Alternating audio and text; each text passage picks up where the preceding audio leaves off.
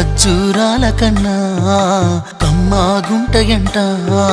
లేక లేక నేను ఫోను చేస్తే నువ్వు హల్లో అన్నవంటే బెల్లం బువ్వ కన్నా తీయగుంటదంట ఎన్నడూ నాడు ఫోను చేసి బాగున్నావన్నవంటే ఏడాది ఎండల్లో ఉంటేనై మోస్తున్న నా బతుకు కష్టాలని పిల్లని చెయ్యి పట్టాలని నల్లని సీకట్లో ఒకదాన్నే కూసున్న దిక్కులేని పచ్చినయ్యి